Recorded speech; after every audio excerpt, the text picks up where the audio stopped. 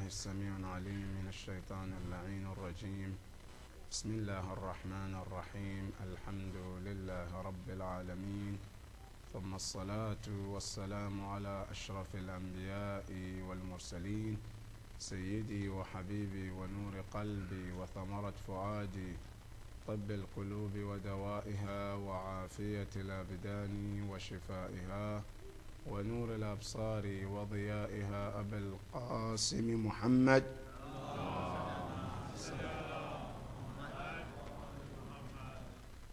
وعلى أهل بيته الطيبين الطاهرين المعصومين الهاديين المهديين المظلومين، الذين أذهب الله عنهم الرجس وطهرهم تطهيرا. اللهم صل على محمد وآل محمد. صلى الله عليك يا رسول الله، صلى الله عليك يا نبي الله، صلى الله عليك وعلى أهل بيتك الطيبين المعصومين. فاز من اعتصم بكم وأمنا من لجأ إليكم. سادتي يا أولياء الله، يا ليتنا كنا معكم فنفوز فوزا عظيما. السلام عليك يا أبا عبد الله، السلام عليك يا ابن رسول الله، السلام عليك وعلى الأرواح التي حلت بفنائك.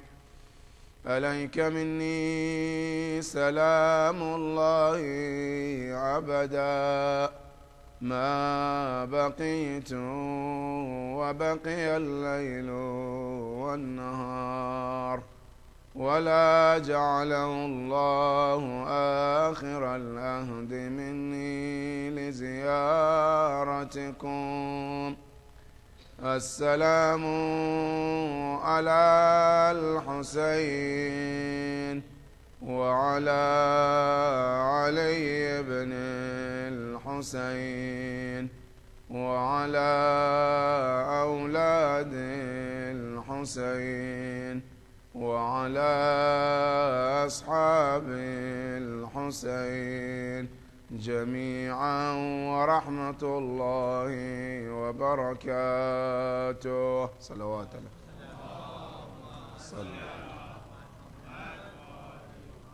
قال الله العلي العظيم في كتابه الكريم: بسم الله الرحمن الرحيم.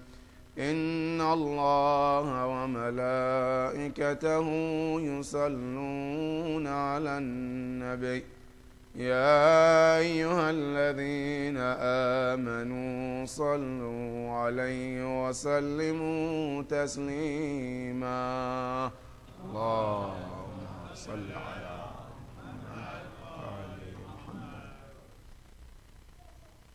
This ayah is mentioned in Surah Al-Ahzab, ayah 56. And this ayah is the highest ayah is mentioned in the Quran about the fada'il of Ahlul Bayt alayhimus salam. Our scholars believe that there is no ayah in the Quran that talks about fada'il of Ahlul Bayt like this ayah. Simply, one of the reasons is that one day after Rasulullah passed away, a group of Christians came to the Prophet. They came to the Khalifa. And they asked the Khalifa a question, saying that you Muslims, you believe that after Allah created Adam alayhi salam, Allah requested the entire angels to do sajda to Adam. Isn't that true? So of course, yes, we do. Allah mentioned in the Quran, وَإِذْ قُلْنَا لِلْمَلَائِكَةِ اسْجُدُوا لِآدَمَ. Allah stated in the Quran that yes, after he created Adam, Allah summoned the entire angels, including Jibreel. Judu li Adam. I want you to bow down to Adam alayhi salam. Willingly or unwillingly, all of you. And the Quran said, فَسَجَدُوا كُلُّهُمْ. Every one of them bow down. Right? So yes, that's true. It's mentioned in the Quran. Yes. Said, okay. That's question number one. Question number two. If that's what happened, why do you say that Muhammad is better than Adam? So what do you mean? Of course, Adam is nowhere close to Prophet Muhammad. I said, okay, if you say that Adam is nowhere close to Prophet Muhammad, how come that Prophet Muhammad didn't have that dignity and respect from the angels as Adam did? If Allah asked entire angels to bow down to Adam, but we don't have any ayah in the Quran, Allah said to all the angels to bow down to Prophet Muhammad. If he's the best, shouldn't that be for him and not to Adam? Okay, question, who can answer this? Nobody could answer. Allahu Akbar. They say, Amir al-Mu'mineen, where are you? We need your help. Imam Ali was there, they went to Imam Ali. Say, this is the question posted from the Christians and none of us can answer. Can you help us? Say, yes. What is the question? They told Imam Ali. Imam Ali said, sure, that's easy. Say, what is it? I said, we said that yes, Adam was Allah asked the entire angel to bow down to Adam, but we don't have anything similar to our Prophet Rasulullah. Then Imam Ali alayhi salam said, no, if you are asking the angels to do something for Prophet Muhammad, as he did to Adam, I said, we have something that is even more than that for Rasulullah. So what is it? I said, we have this ayah, إِنَّ اللَّهَ وَمَلَائِكَتَهُ يُصَلُّونَ عَلَى النَّبِيِّ يَا أَيُّهَا الَّذِينَ آمَنُوا صَلُّوا عَلَيْهِ وَسَلِّمُوا تَسْلِيمًا. Allahumma salli ala. I said, listen careful. You're talking about Allah as the angels, right? To do sajda for Adam. Good. But we have an ayah, Allah said, not just the angels. Allah said, me and the humans, including the angel, are doing salawat to Muhammad and Ali Muhammad.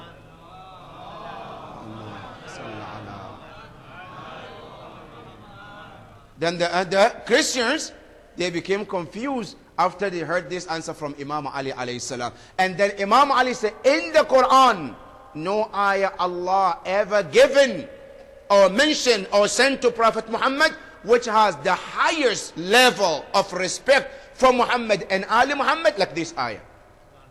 That is one of the highest fada'il. Now inshallah we're going to spend some minutes about this ayah to see the importance of this ayah, because most of the time we say it after salat, we say it in our majalis, but we never think about the importance of this ayah. Alright? Now this ayah, Allah subhanahu wa ta'ala say, Inna Allah. In Arabic is called Adatu Tawqeed. Tawqeed meaning the emphasis.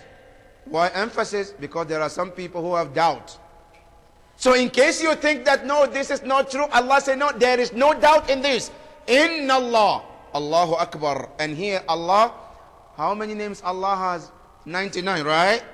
Allah didn't use any other name except the word Allah. Because Allah has different names. There is Al-Kareem, Al-Ghani, Al-Shakur, Al-Wadud. But Allah didn't use all of those names. Why? Because here, careful, there are two names. Allah's names, all the 99 names that we have of Allah, they divided into two. One group of names of Allah can be used for other creatures. You can give it to other human beings. For example, the word Rahim is one of the names of Allah. We read in Surah Al-Fatiha, Ar-Rahman Ar-Rahim. You can give it to other human beings. You can call somebody Rahim. And Allah used the name also given to Rasulullah in Surah At-Tawbah, the last ayah. Allah said, Bil mu'minina ra'ufun rahim, when he described the Prophet. Another name you can give to other human beings, and it's the name of Allah, but it's allowed to use for other creatures. One of them is the word Al-Shakur, Al-Ghafur, Al-Wadud. These are all you can use it for others. But then there are other names Allah said, this is just for me. You and I cannot use it. Allahu Akbar. And it's called in Arabic, Ismun Mukhtassu Bijalalih. Allah has specified those names for himself. One of them is the word Ar-Rahman. The word Ar-Rahman, you cannot name to anybody. Yes, if you want to give to somebody, you have to add the Abd. Say Abdur Rahman. Yes, but you cannot say Ar-Rahman. No. If you say Ar-Rahman, then you mean Allah subhanahu wa ta'ala. The second name that Allah does not allow to be used by anybody is the word Allah. Allahu Akbar. وَمَا أَدْرَاكَ مَا word Allah. Let me just analyze you the word Allah. Where it came from. See, the word Allah, our scholars say the word Allah came from the word Aluha. Allahu Akbar. Aluha. In Arabic, what does it mean? Aluha, they say tahayyara. Means confused. You mean Allah is confused? A'udhu billah, no. Aluha means, this is the root word where the word Allah came from. And the reason why it's called Aluha, because Allah is someone, the more you try to think about who He is, the more confused you become. Now you sit down, try to think about Allah. How does He look? How does He walk? Does He has a hand? The more you go that route, the more confused you become. That's why Imam Ali told us, لا تفكروا في ذات الله. Do not think about the that of Allah. ولكن فكروا في مخلوقات الله. Think about His creatures. The more you think about things He created, the more it leads you to Him. But if you want to take the route to Allah, shortcut, I want to know who is Allah, you will never reach that destination. That's why it's called Allah. Because it's someone that the more you think about Him personally, then you will become confused. That's the root word of Allah. That's one. Number two, some scholars say no. The word is not from Aluha. It came from the word Aliha. What the Kesra? What does it mean, Aliha? They say Aliha means ay ta'allaqa. Ta'allaqa means to hang on something. Allahu Akbar. What does it mean? Meaning that every being that you ever see out there, their being and existence hangs on the existence of Allah subhanahu wa ta'ala. Nothing out there in the world that you can ever see somewhere, whether it's human or animal or jinn or any creature, cannot ever exist unless the existence of Allah is there. That's why it's called Allah. That is number two. Number three, some scholars say no. The word Allah came from the word Alaha with the fatha. What does it mean? Ay tahabbaba. Meaning, the one everyone love. Allahu Akbar. What does it mean? See, Allah subhanahu wa ta'ala, anybody who doesn't like Allah, right? Kafir, wallah, the reason is he or she doesn't know who Allah is. Any being, any one of us, as soon as you get to recognize Allah, then automatically you must develop the love of Allah subhanahu wa ta'ala. That is why the hadith says, Man arafa nafsahu arafa rabba.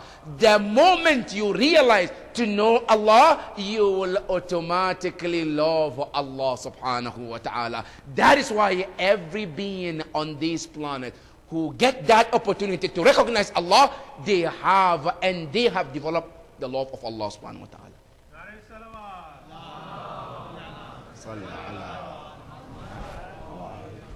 And the more you get to know Allah, the more your love increase. And Allah mentions Surah Al-Baqarah about the mu'mineen. He said, وَالَّذِينَ آمَنُوا. Those who believe. أَشَدُّ حُبًّا لِلَّهِ. Allahu Akbar. Those who believe, the more they believe in Allah is strong, the more their love increase for Allah. But those who are more ignorant about Allah, what happened to their love? Their love is what? It goes to somewhere else. Like when you divide their heart, right? You see that 10% is for Allah, but 90% is maybe half of it for the money, position, their wife, children, right? But for mu'mineen, those who love Allah, like Allah said in the Quran, إِلَّا مَنْ أَتَى اللَّهَ بِقَلْبٍ Salim. Qalb al-Salim, you know what does it mean? When they ask Imam Jafar al-Sadiq, what is the meaning of Qalb al-Salim? He said, Qalb al-Salim is the heart that there is no one inside except Allah subhanahu wa ta'ala. They have different responsibilities. Some angels, number one, their responsibility is, Allah says, يُسَبِّحُونَ اللَّيْلَ وَالنَّهَارِ. Allahu Akbar.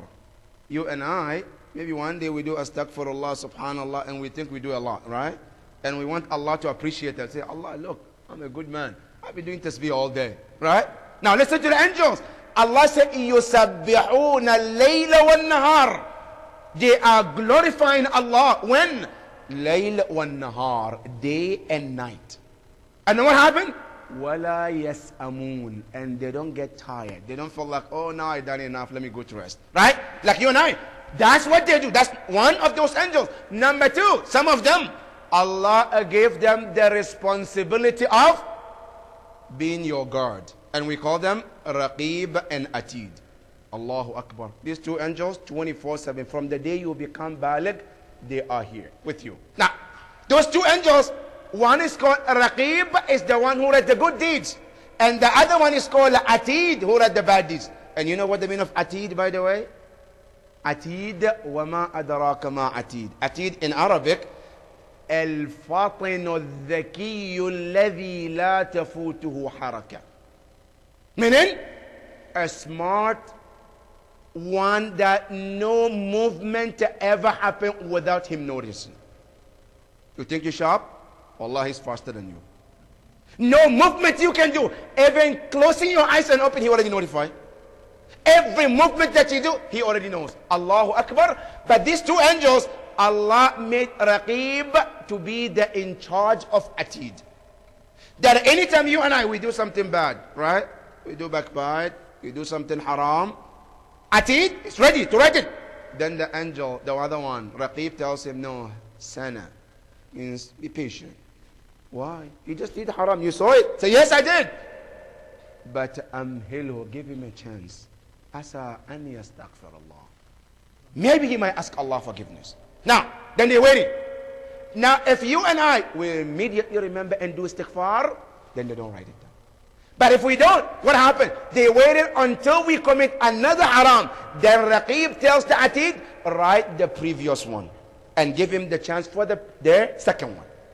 Allahu Akbar. That is Raqib and Atid. And you know, even Imam Ali mentioned them in the Dua Kumail. وَكُنْتَ أَنْتَ الرَّقِيبَ عَلَيَّ مِنْ وَرَائِهِمْ وَالشَّاهِدَ لِمَا خَفِيَ عَنْهُمْ. That Imam Ali said, Ya Allah, you have assigned two angels for me. Right? And you are watching them as they are watching me. The two angels, they're watching you. But Allah is watching them and you as well. All of us together. Now, these are two angels. That's some of them, what they do. That's two. Number three, then there are other two angels also who are called secret services for you. You know, Allah subhanahu wa ta'ala is concerned about you. Right? So what do you do? He sent two angels. One is in front, one at your back. And what do? They are protecting you from any harm, but you don't feel it. Allahu Akbar. Look at the rahmah of Allah. There's two angels. Allah said, يَحْفَظُونَهُ مِنْ بَيْنِ يَدَيْهِ. They are there just to protect you. Something bad is going to happen, they're there to save you. To save you from that harm. That is number two. And then number three. Number four, are there some angels? Some of them, what do they do? Allah gave them the responsibility of controlling the weather. Right? Sometimes it's too hot. Sometimes it's too cold. Sometimes it's a mashallah, beautiful weather. Allah assigned one angel and his job is to take care of weather. What is the name of that angel? It's called Mikael. Allahu Akbar. That is his job. Number four, another angel. His job is different. What is his job? His job to go and take the life. Right? Yes? And you know what his name is, right? In the Quran it's called Malakul Maut. Yes? The one that no one is happy to see. Right? Nobody wants to see him. When you see him, like it's a bad news. Now, this angel, Malakul Maut, he has tons of angels working under his control. Right? He divides those angels into two, according to the Quran. One group of angels, you know what they do?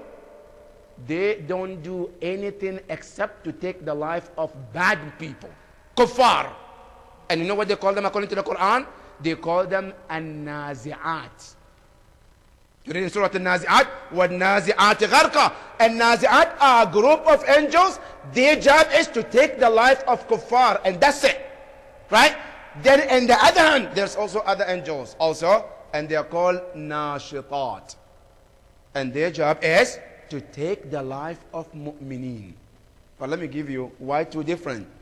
Because an-nashitat, the bad ones, the other angels, when they come to take their life, they don't come in a normal shape. No.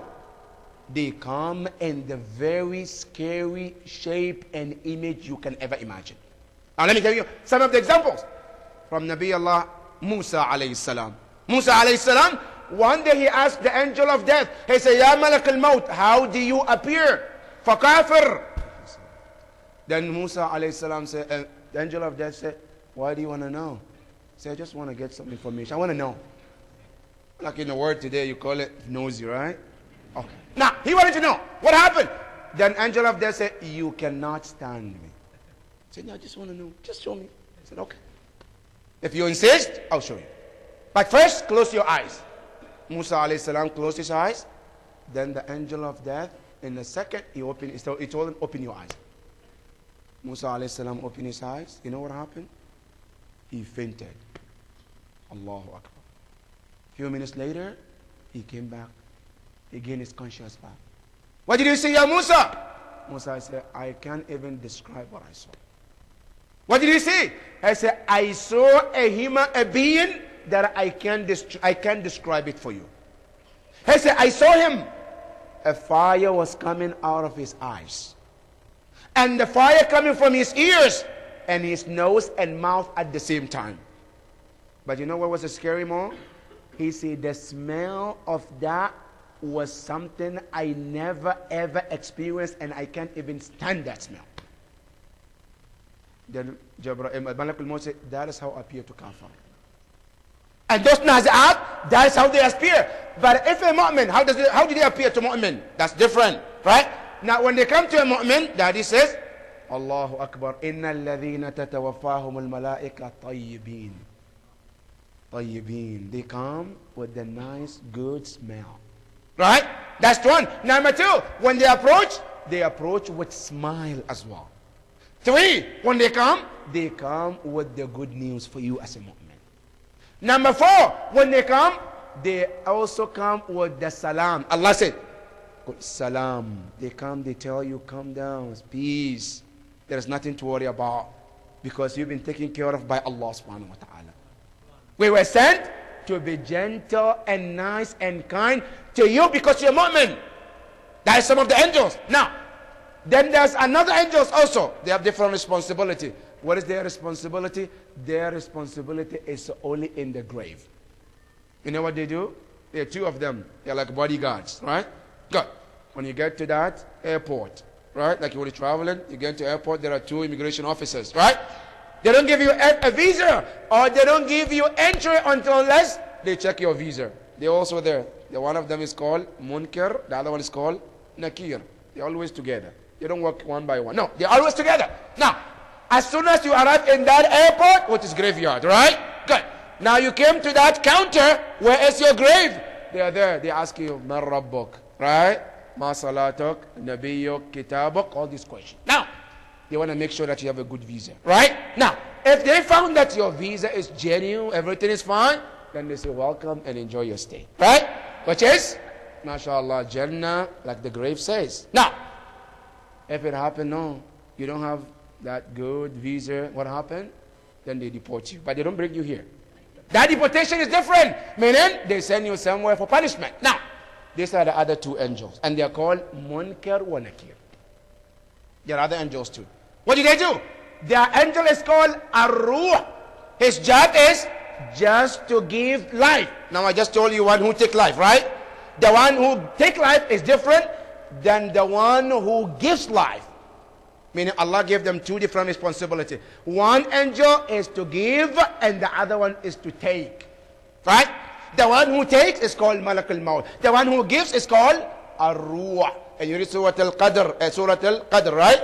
تَنَزَّلُ الْمَلَائِكَةُ وَالرُّوحُ. That ruh in one of the tafsirs say that's the angel that gives life. That is some of the angels. Now then there another angel. Who is that angel? It's the angel of Yawm al-Qiyamah. Right? And it's called Malik. Malik is the angel that takes care of the hellfire. He's in charge of the hellfire. And you know this angel? The narration says Allah didn't create anything called smile in him. He doesn't know something called smile. Meaning, from day one Allah created him, he is serious and will stay serious till the day that Allah subhanahu wa ta'ala do whatever he wants to do. But always, when you see him, it's serious. And Allah mentioned about him when he talks about the day of judgment, Yawm al-Qiyamah, when we go to him and we ask him, Ya Malik liyaqdi alayna rabbuk. Ask Allah to do the judgment so we can go to heaven or hell. You know what he will say? I say, Kalla innakum makithun. Just be quiet. Keep standing.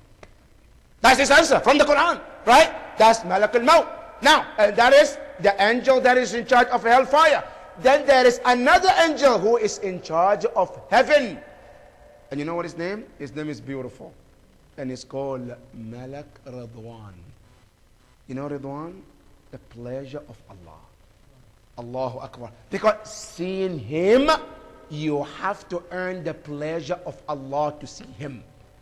Because seeing him means you have earned that title and you are entitled to go to heaven. That's why it's called Ridwan. And this Ridwan is as soft and nice and kind as you can never imagine. Right? That's another angel. Another angel also is called, another angel that Quran mentioned. That is the angel that is in charge Yawm al-Qiyamah, just gathering us. And I call Malakul Hashr. From the grave, they will march us. Right? Make sure that nobody run away. No. They march you and I direct to the land of Mahshar. So you cannot escape or go anywhere. Now, these are the angels. Right? Then there's another angels also. Allah mentioned. That angel, his job is to go and deliver the message of Allah. And it's called Jabra'il. That is that angel. Now, all these angels, they have different responsibility. But the one who is the master of all those angels is called Jabra'il. Allahu Akbar. Now know the position of Jabra'il. Jabra'il is one of the angels, and he is the most highest angel Allah ever created. And Allah mentioned, you know where his position is? Where he stays? Allah subhanahu wa ta'ala said, Inda dhil arshi makin. Next to the arsh of Allah. That is where he stays, right? Number two, then Allah said, Muta'in thamma amin. When he commands, no angel can say no to him. That is Jabra'il. Number four, Jabra'il also is one of the biggest angel Allah ever created. They say one wing. Because anyway, in the Quran, in Surah Al-Fatir, Allah talks about different type of angel. Some of them, they have only one wing. Some of them, two. Some of them, three. Ja'ilul malaikati uli ajniha mathna wa thulatha wa ruba'. Allah said, some of them have more. And one wing for one angel, some of them is bigger than the entire world. And one of them is Jabra'il. That's why Jabra'il, whenever he comes to this world to see Rasulullah, he comes in the shape and image of human. Because he cannot fit in this world. That is Jabra'il. Now, these are angels. Now, why is it important to talk about angels? Because you have to believe in them even though you don't see them. It's wajib. As a mu'min, Allah mentioned Surah Al-Baqarah. آمن الرسول بما أنزل إليه من ربه والمؤمنون كل آمن به وملائكته وكتبه ورسله. The way we have to believe in the prophets, we have to believe in angels, even though we don't see them. That is to know about the angels. Now, Allah said in the ayah, إِنَّ اللَّهَ وَمَلَائِكَتُهُ. Allah said, I, Allah, including all those angels we just mentioned, Allah subhanahu wa ta'ala say, Yusalluna ala nabi. Allahu Akbar. Sallu ala Muhammad wa ali Muhammad. Sallu ala. Allah say, I myself, including all those angels, the one we mentioned and the one we don't, the one we know and the ones we don't, Allah said they all are saying, Yusalluna ala nabi. All of them, they send in salawat to Rasulullah. Now question 1, right? How does Allah send salat to the Prophet? What's the salawat of Allah? Because there are 3 stages. Allah said, He and the angels, and then He said, Ya ayyuhalladhina amanu. All of us, right? Now, what is the salat of Allah? Now, in tafsir, they say salat of Allah to the Prophet means irsalur rahmah. That continuously Allah sends rahmah to Muhammad and Ali Muhammad.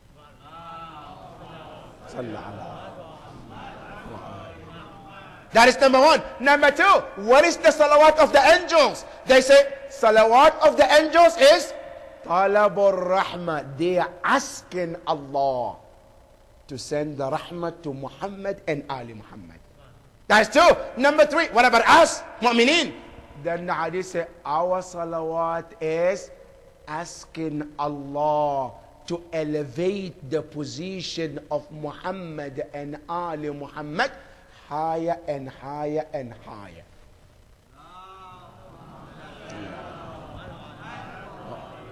That's why in namaz, sometimes we say, وَتَقَبَّلْ شَفَاعَتَهُ فِي أُمَّتِهِ وَارْفَعْ دَرَجَتَهُ. Meaning, Allah uplift his position.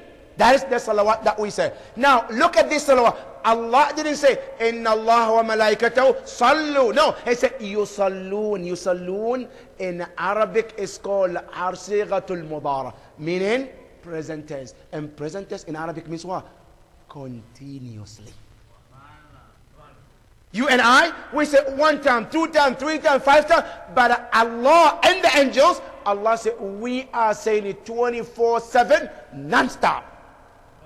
And then Allah subhanahu wa ta'ala say, Ya ayyuhalladhina amanu. Allah didn't call everybody's brothers. Remember about the importance of salat, right? Now Allah say Him first, the purest. Number 2, the angels who are pure. Number 3, Allah say, Ya ayyuhan nas. No.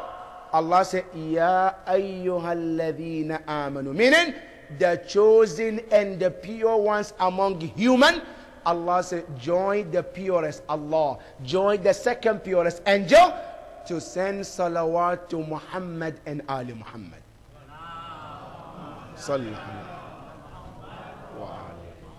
Now remember, if you find yourself, you say salawat to Muhammad and Ali Muhammad, that indicates that you are a mu'min, because Allah said, Ya ayyuhalladhina amanu. The call is not for everybody, it's for just those who are mu'mineen. Then Allah sallu alayhi wa sallimu taslima. Now, what is the benefit of salawat? We always say salat, right? Now listen to the Prophet. He's telling you about the benefit of salawat. The Prophet said, Man salla alayya salatan. Anybody who said 1 salat, 1. You know what Allah does in return? It says, Sallallahu alayhi asharan. Allahu Akbar. The Prophet said, you send salawat to me, but I'm not going to send salawat to you. Why? Because I have somebody who is better than myself, who I'm going to ask to send salawat for you. Who is that? He said, I ask Allah to send salawat to you. How many? 1 time? No. He said, Allah, for 1 salawat you send to our Prophet, Allah will send 10 to you. That's 1. Now, whatever, if I send 10, right? He said, وَمَنْ صَلَّى عَلَيَّ عَشْرًا صَلَّى اللَّهُ عَلَيْهِ مِئَةً. He sent 10 salawat to the Prophet and Muhammad and his descendant. Then Allah said, in return, He will send 100 salawat for you. That is number 2. Number 3. Now, if you say, I'm going to send 100, what do you get in return? The Prophet says, Sallallahu alayhi salatan لا يعلم بعددها إلا الله. 100. And the Prophet said, nobody knows how much Allah is going to send salawat to you except Allah subhanahu wa ta'ala. That is one of the benefits of salawat. That is number one. Number two, one of the benefits of salawat in this world, brothers and sisters, is that the Prophet said anyone who wants their dua to be accepted. Right? You want a dua, you have need between you and Allah, and you want Allah to grant you. The hadith said, do not start your dua without the salawat. Why? Because one dua that Allah never rejects is the salawat ala Muhammad wa ali Muhammad.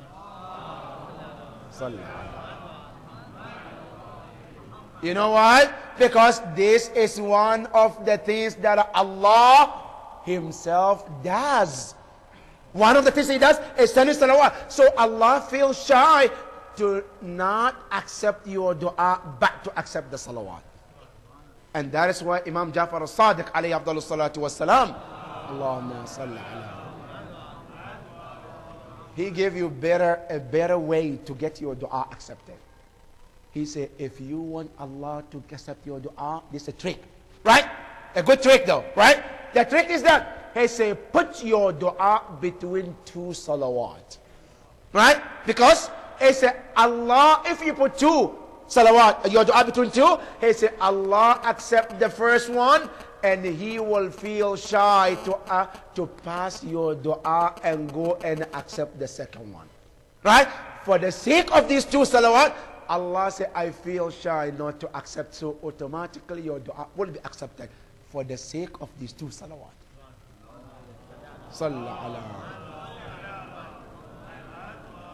That is number two. Number three, one of the benefits of salawat in this world, brothers and sisters, that the Prophet mentioned was that if any person, any being, anybody, you want Allah subhanahu wa ta'ala to have a look on you with the rahmah, right? You want rahmah of Allah in this world and the day of judgment. He said, فَلْيُدَاوِمْ, then continuously always send salawat to Muhammad and Ali Muhammad. That is number three. Number four, one of the benefits of salawat, if somebody is having problem of hypocrisy, nifaq, right? You know the medicine? The Prophet says, as-salatu alayya wa ala ahli bayti yudhibun nifaq. A person is munafiq. If you continue to say the salawat upon Muhammad and Ali Muhammad, the Prophet said it wipes all the nifaq in your heart and it purifies you to become a better person. That is one of the benefits of salawat. Now, how should we say salawat, by the way? Here, one of the companions asked Rasulullah, Ya Rasulullah, how should we send salawat to you? Then the Prophet said, La taqsallu alayya salat al-batra. I don't want a short and uncompleted salawat. You see, what does it mean? The Prophet said, it means to say, Allahumma salli ala Muhammad wa sallim. So I don't want that salawat. Why? Because it's incomplete. Where is the complete salawat? The Prophet said, أن تقولوا اللهم صل على محمد وآل محمد. صل على محمد. That is from the Holy Prophet. And the Prophet said, there is even another one, if you can. The Prophet said, أن تقولوا اللهم صل على محمد كما صليت وباركت وتحننت على إبراهيم وعلى آل إبراهيم إنك حميد مجيد. If you can say this, that is even better. But if you can't, this is a short way to say اللهم صل على محمد وآل محمد. صلوا على محمد وآل محمد. That is one of the benefits of salawat that Allah subhanahu wa ta'ala mentioned, that He and the Prophet and the angels, including the mu'mineen. And Allah here, He invite not everybody, just mu'mineen. Allah says, Sallu alayhi wa sallimu taslima. That is the benefit of salawat. But now what happened after Rasulullah sallallahu alayhi wa sallam? Even though the Prophet emphasized day in and day out among his companions and many of his sayings about the importance of salawat. But what happened after Rasulullah sallallahu alayhi wa sallam? Even all the scholars, including Shafi'i, read a book of Shafi'i. He talks about the salawat. When he talks about the Holy Prophet, he says, Ya Ahl Bayt Muhammad, كفاكم من عظيم القدر أنكم من لم يصلي عليكم لا صلاة له. That is enough for Ahlul Bayt alayhim salam to feel proud that any Muslim who prays and never sends salawat to them, which is Ahlul Bayt, he said their salat is void. That itself is enough. Now come to see after Rasulullah sallallahu alayhi wa sallam, what did they do to Ahlul Bayt alayhim salam? That after Rasulullah sallallahu alayhi wa sallam, Ahlul Bayt were chased one after the other. Ahlul Bayt alayhim salam was scattered around the globe. That the narration says even on the day of Karbala, when they were there with their father Imam Hussein alayhi salam, with their master Imam Hussein alayhi salam, not only they did not let them go back, also they did not even allow Hussein alayhi salam to have even water for his children. The narration said they were there for 3 days until the children started to scream, Al-Atash, Al-Atash, Al-Atash. That we're thirsty, Ya Abu Abdullah. Is there any water in the tent, or from anywhere that you can get us water, Ya Abu Abdullah? The narration said Imam Hussein alayhi salam didn't even have a drop of water for his children. Abu al-Fadl Abbas came forward to Imam Hussein. He said, Ya Akhi wa Ya Sayyidi, my brother, my master, lakad arhaqani. I'm so tired to hear those little girls, Sukaina and her Ruqayya, and all of them are crying, Al-Atash, Al-Atash. Can I have a permission to go and get water for those children? Imam Hussein alayhi salam said, Falaka dhalik, you have my permission. Abu al-Fadl Abbas got himself ready to go and find water for those little children. Abu al-Fadl Abbas, when he got there were always 4,000 men circled the water. Abu al-Fadl Abbas, as you know, is the son of Imam Amir al-Mu'mineen. He had the blood of Imam Amir al-Mu'mineen. He was able to scatter all of those soldiers around the water. Abu al-Fadl Abbas got to the water. He filled the jar, and then he remembered his thirst. He said, let me drink. As he put the water in his hand to drink, immediately he remembered his brother Imam Hussein alayhi salam. He remembered his master Imam Hussein alayhi salam. He said, Ashrabu, should I drink? And my master Hussein is already there. Thirsty? I said, no. I said, this is impossible. That is not my teachings of my religion. He dropped the water. He then took the jar and got on his horse. And as he was heading back, the enemies of Allah circled him. As they circled him, they started to fight him. Allahu Akbar, Abu al-Fadl Abbas. What a best example for all of us. Abu al-Fadl Abbas did not give up. He continued to fight them. And his aim was to get the water to those children in the tent of Hussein alayhi salam. As he was fighting, one of them came behind the palm tree. As he was hiding, he came from behind. And he struck the hand of Abu al-Fadl Abbas. And then he cut the hand of Abu al-Fadl Abbas. Abu al-Fadl Abbas, before everything, he managed to hold the water with his left hand. He was struggling to take the water to those children. The narration says, as he was struggling, another person came from the back, and then he struck the left hand of Abu al-Fadl Abbas. The left hand also fell on the ground.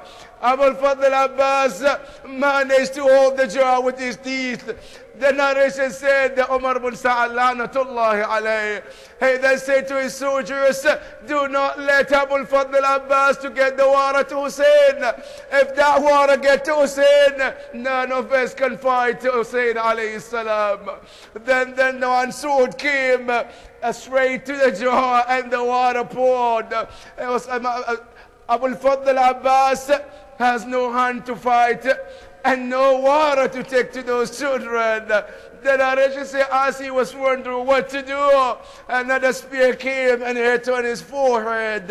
Another spear came on his eyes. Another spear came on his back. Abu al-Fadl Abbas then fell ground. But while he was falling, he said, Assalamu alaikum ya Aba Abdullah. Oh, peace be upon you, my master. And then he asked Imam Hussein, Ya Aba Abdullah, Ahl Wafait, did I fulfill my promise? Did I do my wajib? Imam Hussein alayhi salam rushed to him. Then Aisha said, when Imam Hussein got there, Abu al-Fadl Abbas was covered with blood. Imam Hussein alayhi salam picked him up. As he picked him up, and he's covered with blood and dust, Abu al-Fadl Abbas said, Ya Hada, whoever you are, I ask you for the sake of whoever you worship, do not kill me unless my brother comes and say goodbye. Imam Hussein alayhi salam, when he heard this, he bursted into tears and he said, Ya Abu al-Fadl Abbas, I'm your brother, I'm your Hussein. Imam Hussein alayhi salam, he started crying and then he put his head on his thigh. Abu al-Fadl Abbas moved his head. Abu al-Fadl al-Abbas, he was looking at Hussein and he said, Ya Hussein, Ya Aba Abdullah, did I do my responsibility towards you? Did I do enough? Is there something that I should have done and I haven't done it? Imam Hussein alayhi salam said, Anta ni'mal akh, you are the greatest brother I ever seen. Then Imam Hussein alayhi salam put his head back on his thigh. Then Abu al-Fadl Abbas moved his head for the second time. The third time Imam Hussein put his head on the thigh and then he moved it again, and then Imam asked him, Ya Abu al-Fadl Abbas, why would you let me put your head on my thigh? Imam Hussein alayhi salam, as soon as he posted this question, Abu al-Fadl Abbas said to Imam Hussein, Ya Sayyidi, oh my master, now I have you to put my head on your thigh. But in few minutes later, Ya Abu Abdullah, who will be there for you to put your head on his thigh as I have this honor from you, Ya Abu Abdullah? Imam Hussein alayhi salam cried. Why Abu al-Fadl Abbas was so crying? Then Imam Hussein said to him, Ya Abu al-Fadl, let me take you to the tent. Abu al-Fadl Abbas said, oh, Ya Hussein, I don't want to go to the tent. Why, Ya Abu al-Fadl? I said, because I promised Sukaina and Ruqayya Wara. And I feel shy to go back empty-handed. I feel shy to go and look at their face while I have no water in my hand. Inna lillahi wa inna ilayhi raji'un. وسيعلم الذين ظلموا أي منقلب ينقلبون والعاقبة للمتقين. Ya Allah, we ask you for the sake of Abu al-Fadl Abbas, Ya Allah, Ya Allah, our brothers and sisters who are into problems, Ya Allah, help them to solve their problems as soon as possible, Ya Allah. Ya Allah, we ask you for the sake of Abu al-Fadl Abbas, all our brothers and sisters who are sick, give them fastest recovery, Ya Rabbal Alameen. Ya Allah, we ask you for the sake of Abu al-Fadl Abbas, Ya Allah, we ask you, Yawm al-Qiyamah, grant us the shafa of Muhammad and Ali Muhammad, Ya Allah. Ya Allah, we ask you for the sake of Abu al-Fadl Abbas, Ya Allah, we ask you hasten the appearance of our 12th Imam, Imam al-Hujjah, Ajjalallahu Ta'ala Faraja. Ya Allah, we ask you, our marhumeen, marhumat, Ya Allah, be pleased with all of them, Ya Allah. Ya Allah, we ask you, there are brothers and sisters who are asking for shifa, Ya Allah. Let's recite Amman Yujib for all mu'mineen al-mu'minat, Ya Allah. Give everybody fastest recovery, Ya Allah. Bismillahir Rahmanir Rahim. أمن يجيب المضطر إذا دعاه ويكشف السوء أمن يجيب المضطر إذا دعاه ويكشف السوء أمن يجيب المضطر إذا دعاه ويكشف السوء أمن يجيب المضطر إذا دعاه ويكشف السوء أمن يجيب المضطر إذا دعاه ويكشف السوء باسمك العظيم الأعز الأجل الأكرم يا الله 10 times يا الله يا الله يا الله يا الله يا الله يا الله يا الله يا الله يا الله إلى أمواتكم وأموات المؤمنين رحم الله من قرأ الفاتحة مع الصلوات اللهم صل على محمد وآل محمد بسم الله الرحمن الرحيم الرحمن إياك صراط يا حسين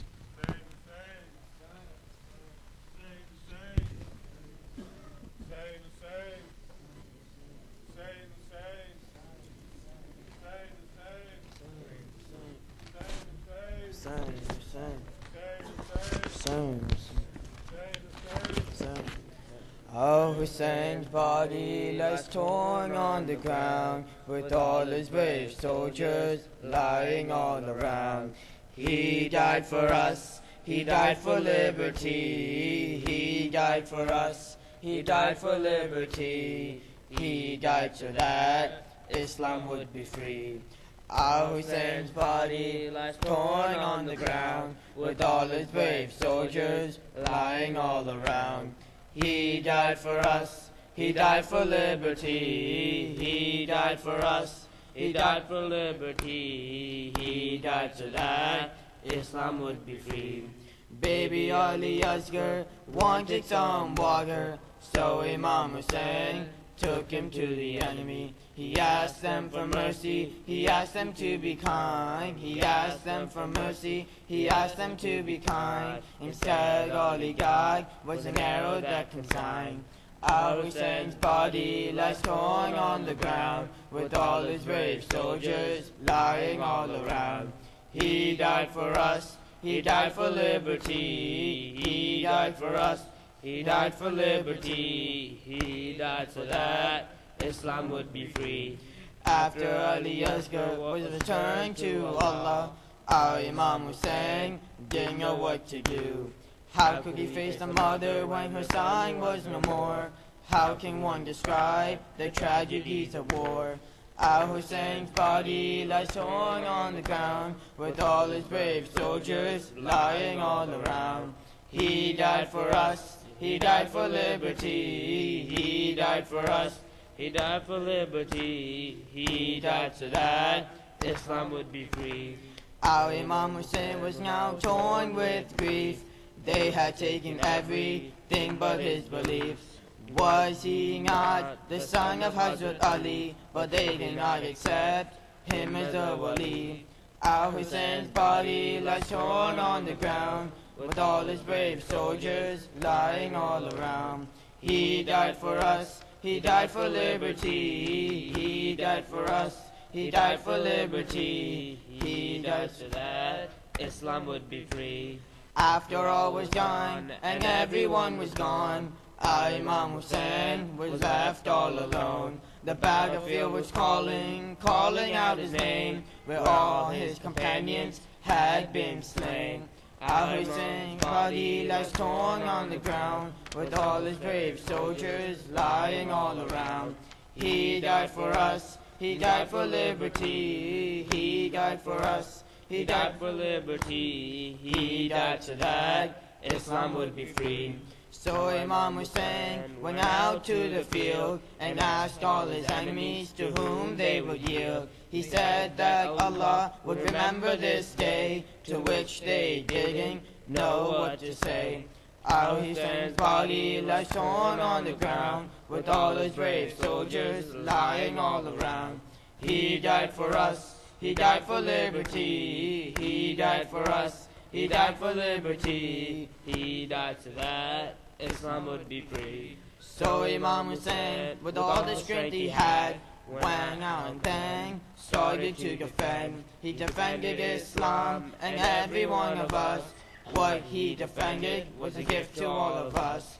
Our Hussein's body lies torn on the ground, with all his brave soldiers lying all around.